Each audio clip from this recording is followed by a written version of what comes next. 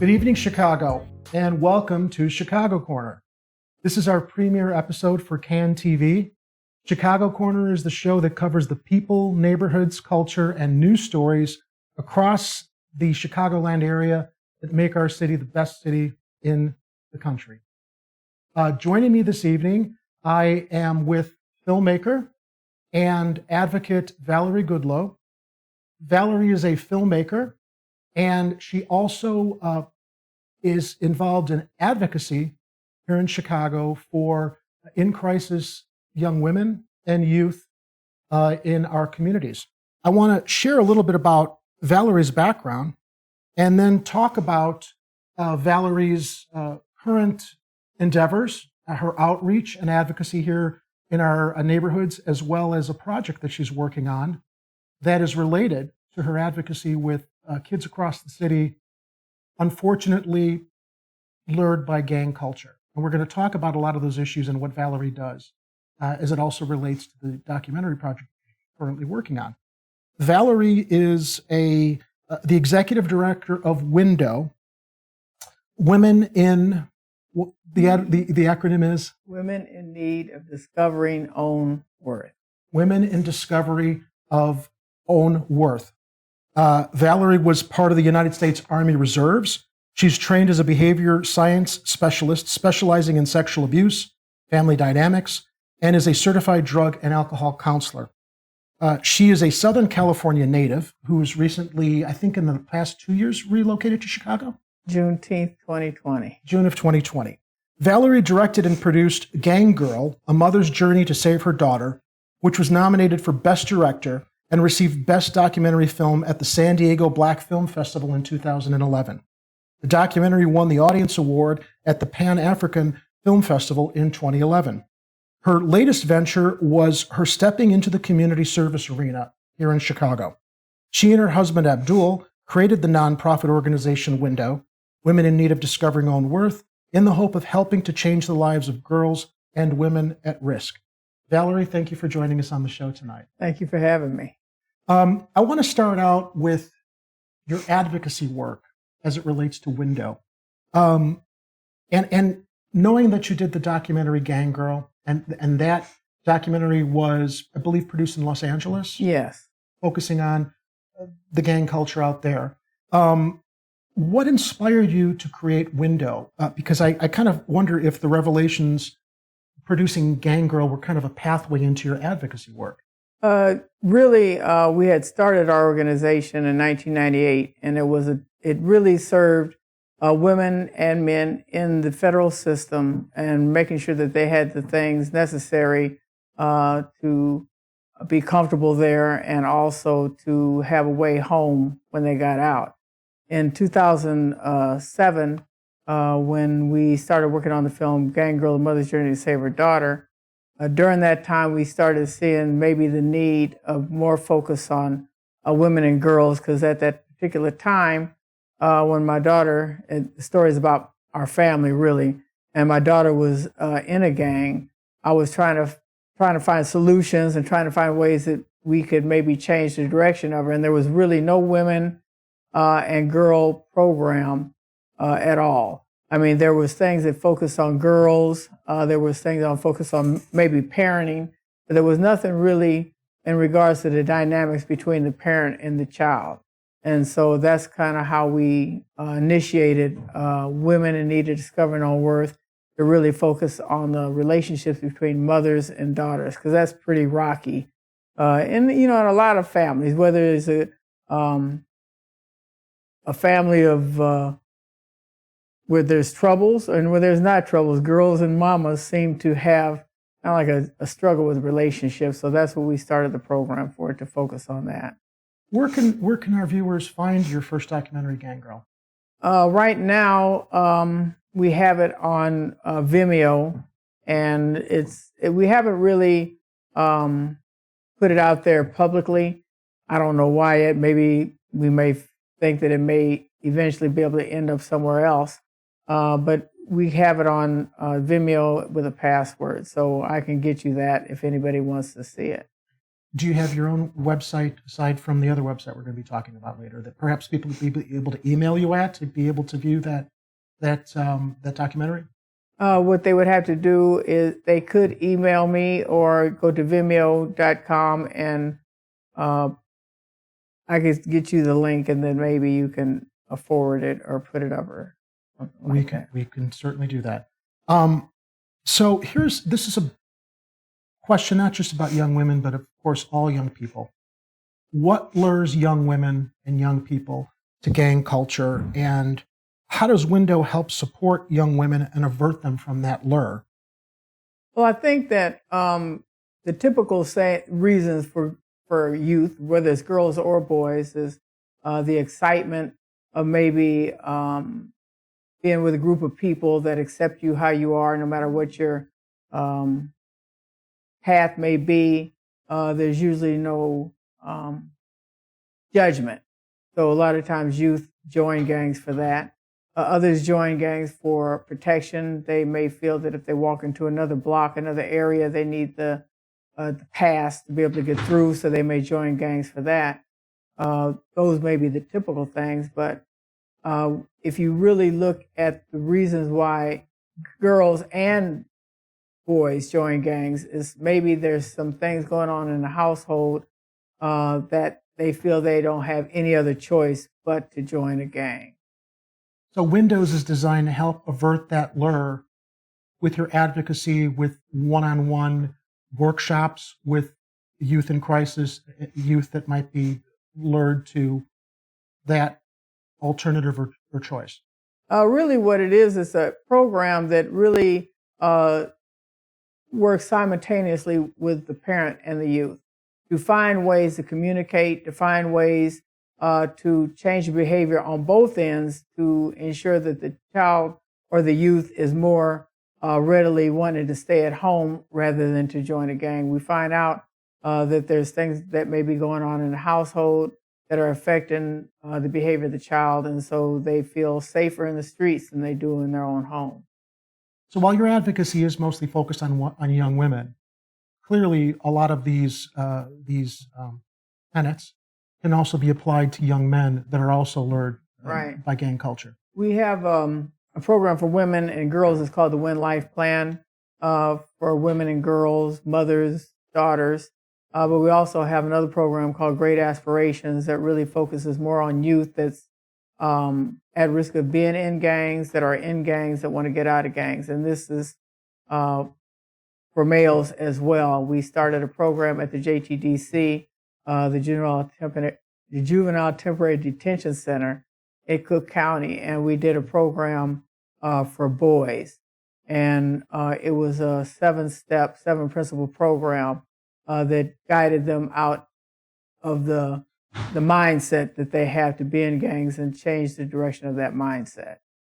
I want to share with our audience an excerpt from your current documentary, Work in Progress, called Before Your Time.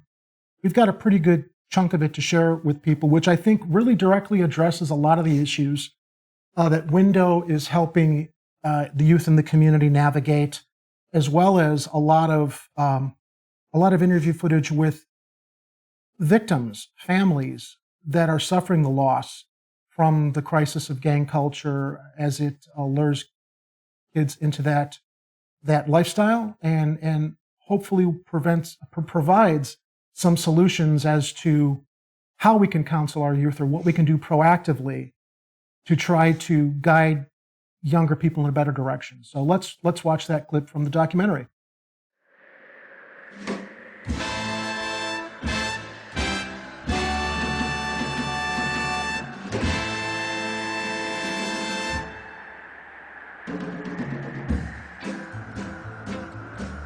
I was born in a city that they call the Windy City. They call it the Windy City because of the hawk. The hawk, the almighty hawk. Mr. Wind takes care of plenty of business around winter time. The place that I lived in was on a street that happened to be one of the dead-end streets, where there was nothing to block the wind, the elements. Nothing to buffer them for me, to keep them from knocking my pad down, Jim. I mean, really socking it to me. When the boiler would bust and the heat was gone, Jim, I had to get fully dressed before I could go to bed. Of course, I couldn't put on my goulashes because they had buckles on them, and my folks didn't play that. They said, don't you tear my bedclothes with some goulashes on. But I was fortunate. As soon as I was big enough to get a job and save enough money, get a ticket, and catch anything, I split. I said, one day I'm gonna return, and I'm gonna straighten it all out. And I'm about ready to go back now. So I thought I'd tell you about it. They say this is a big, rich town, but I live in the poorest part. I know I'm on a dead-end street in a city without a heart. We'll help you. I learned to fight before I was 6. Only way I could get along. When you're raised on a dead-end street, you gotta be tough and strong.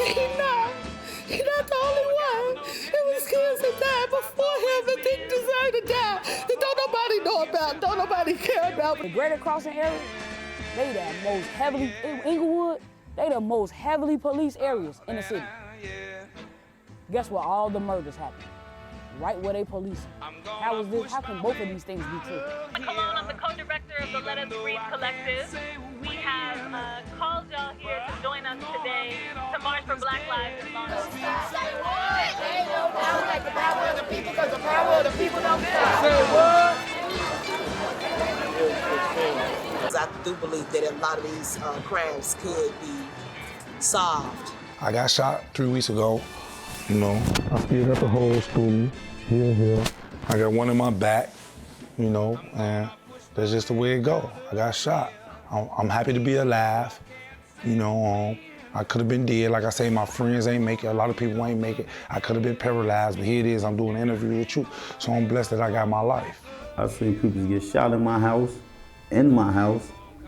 drugs, people doing drugs, selling drugs, just a lot coming up. I said the only thing that I feel I need to do to not end up in that scenario myself is to continue getting educated and go beyond the elements of the South Side Chicago.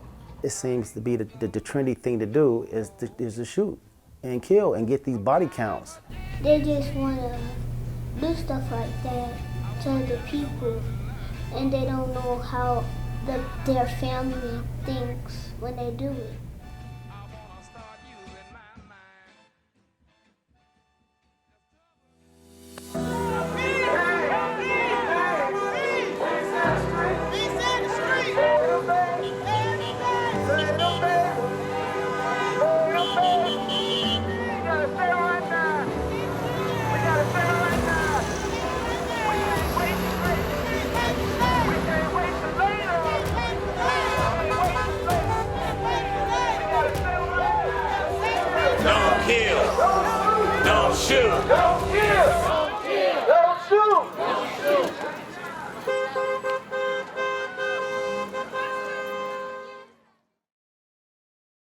I started Mothers of Murdered Sons 6 months after the death of my son. I had a hard time after my son's death. I was in Westlake Hospital for about 3 weeks in the psychiatric ward, depression, attempted suicide. I didn't know how to grieve. I didn't know how to accept the fact that I would not have my son with me anymore. So it was very hard for me.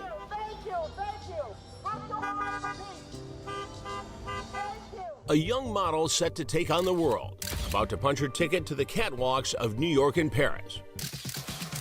Instead, gunned down in cold blood. Left fighting for her life on the gang war-torn streets of Chicago's South Side. The shock and fear all wrapped up in one. It's hard to describe. It's hard to describe that feeling. My baby son, Isaac, he called me. He said, "Mom, Walter dead." I'm like, "My baby upstairs." He said, "No, Mama, he dead." I had to move out the house where I was because the memory was so strong. My son hollered from the door, "Mom, come back, come back. Come back, Mom. It's heaven." And I get to the hallway, she's laying face down. So she taking her last breath and just gasping for air. And I kissed her, I kissed her on her forehead and I kissed her on her face, and I just slid from under her because I knew she was gone. He asked this young man before he pulled the trigger, "Is this going to make you a man? Then shoot me." And that's what he did. He shot Kenny 3 times. In thinking about how grief impacts a family that is impacted by gun violence, one of the things I think about, even just thinking about grief, is loss, right? That's the catalyst. I lose something, even as small as a treasured item or an item that I have in the house. It has an impact, right? When that item has been taken away or stolen, what I perceive to be stolen from me, right? It even has a greater impact, right? And I think about the fact that I can't replace that item. Now you multiply that 100-fold when you talk about the loss of a person, a key family member, a close friend, somebody who I consider or I've had a strong and solid relationship with, then that loss becomes a source of pain. It is a lot more psychological than what we actually know, right? Or what we come to believe. Many people who their lives were focused in one direction, or they had a particular career that supported a lot of things they did for the family, completely changed their careers, right? And their purpose, so that now many have become some of the leading advocates around gun violence, youth violence, both in the city of Chicago and around the country and the world. So their purpose changed. We need to make sure that Black Lives Matter and that we save our children. Now it's like we done turned into enemies. Literally killing each other, people we grew up with. People that's really on the other side, but that's so-and-so brother, or that's his brothers going at each other, his cousins going at each other. It's crazy. Everybody sectioned off, got they 1 block, they 1 or 2 blocks, and that's pretty much how it's going now. It's real like cliquish, everybody got to click, because it's like nobody to answer to. You don't got to answer to nobody, so you can do what you want. Everybody know, a black man kill a black man, he ain't gonna go to jail. They probably not even gonna try to figure out who did it. I think it has a lot to do with the fact that their trauma and their anger is so deep that it totally voids out the fact that you can go to prison for the 55 years or the rest of your life for shooting this guy. So I don't think it's a real good deterrent.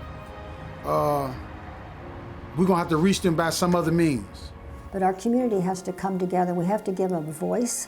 We have to give them the resources so that they have affordable housing, they have good health care, and they have stores. They need to go quite a distance, and then transportation is difficult. Riding the bus is not cheap. It's $100 a month to get a bus pass. And so there's just a lack of resources, a lack of pouring into this community the resources that they need in order to find some hope and to find how they can overcome this sense of violence and trauma. Violence is just the surface of this tree, right? So we know the roots from the tree. If we used to look underground, we looking at the leaves and the branches, we see violence, and from that one root, is so many other little roots sprouting out, that's creating the violence, right? We don't even understand why we violent. But at the end of the day, like I say, you could send, I just want to say this, you could send 1 million people in these communities and talk to these kids and tell these kids, man, this ain't right, killing each other. We gonna build a Boys and Girls Club for y'all to play. But guess what? That club gotta close at a certain time. And people's gotta go home when they get off work. them kids, they gotta go back to them same neighborhoods, around them same peoples. You know what I'm saying? Now, at that moment when you was talking to them and they was shooting ball in the clubhouse, they probably did want to change if they could keep doing this. If there was something like this, they could keep doing. But when it's closed and you go home from work, they go back to that neighborhood, the gun sound's still out, the gun's still out, the drugs still out, everything's still out. And where do you think they gonna go? We don't even understand how us fighting in front of our newborn or our toddler makes them angry, makes them violent. It's gonna make them violent if they haven't already become violent. We don't understand that gang violence is the same as domestic violence. Domestic violence is the same as police brutality. All poverty is violent. Responding directly to poverty can be direct, that's a direct response to violence. That's what I do. That's what the Free Store all about. Poverty is violent. That is a major component of why people do and behave the way they do. So if we know we're not getting no government assistance, there's no government programs that's really sticking, that's really been, that they ain't canceled or cut funding on. There's no real staples of community anything in our neighborhoods anymore. So if we know that and we understand that, I think at this point we gotta be more self-sufficient. You as just a modern day citizen, you just as a Black American that wanna make change, right? You live in this neighborhood, you ain't gonna be able to just walk up to these kids and say, stop shooting. You might get shot. So I feel like creating more self-sufficient communities. And that just start with something simple as teaching them how to garden. Teaching them to write. Write your feelings out, write your thoughts out, or talk. Most of these kids don't know they ain't never seen a therapist. Even that one component, consistent therapy, weekly, or however long that this person might need it, or however, often this person might need it, or this kid might need it. They ain't never seen it. We can't say it don't work because we've never, show me some kids out here where it ain't worked. We don't know because we haven't even tried it. And it's probably because of the stigma or whatever, but I do think that's changing. So I think it started with like the small stuff, just teaching you how to take care of yourself. If I teach you how to take care of yourself, you're gonna know how to take care of other people. You're gonna know how to treat other people.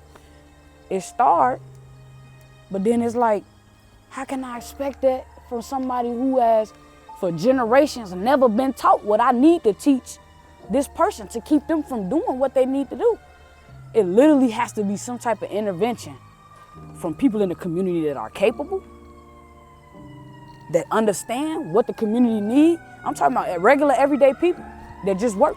Not the organizers, not just the actors, I'm talking about regular people. If you know you've been living across, because these people still exist, you've been living across from so-and-so for so long, even if it's only 4 or 5 of y'all on the block.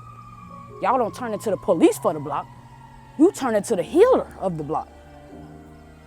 We see the police, more police ain't solving nothing. CPD operate on a $4 million a day budget.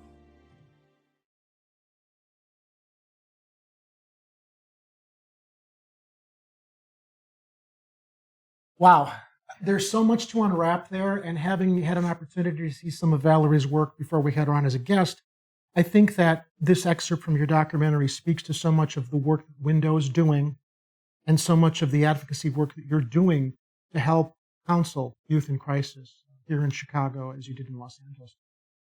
You've been working on this documentary now for how many years?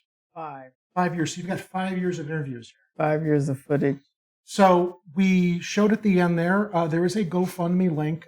Why don't you tell us about that? There's a lot to unwrap in that one clip, but this is meant to be, as I understand, perhaps a 5-episode series dealing with multiple topics. Can you really quickly go through those topics? Okay, I think we will talk about trauma and grief, how we can maybe change those dynamics.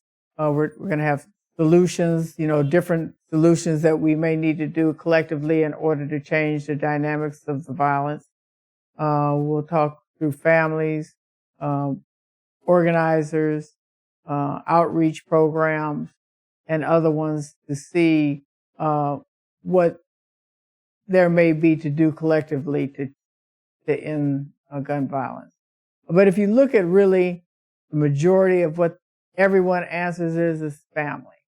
We have to change the dynamics of what's going into our homes. A girl I was mentoring, she got killed in gun violence. And I kind of wonder, well, why couldn't she just hear what I was telling her?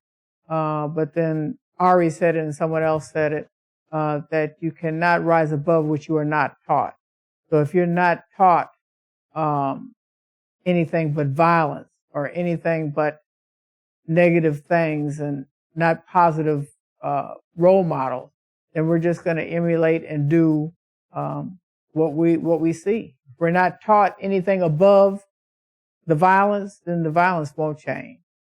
It's proactive solutions, not reactive. This is what we Right. need to focus on. Ladies and gentlemen of the audience, you could see there is a GoFundMe link for Valerie's GoFundMe campaign to help finance and sponsor the cost for this film. It was at GoFundMe.com, BYT 2022, I believe, /. Thank you all, and thank you, Valerie, for joining us here in our premiere episode of Chicago Corner. I'm very, very excited to be hosting this show. I hope you'll all be able to tune in with us each week, where we will continue to focus on the movers and shakers in our city, people with their stories, and to share with us, whether it's political, from our neighborhoods, or our culture. Please return to us next week here on Chicago Corner, and thank you for joining us. The views and opinions expressed in this program are those of the speakers and do not necessarily reflect the views or positions of any entities they represent. If you would like to be a guest on Chicago Corner, please email our host, Jerry, at chicagocorner.tv.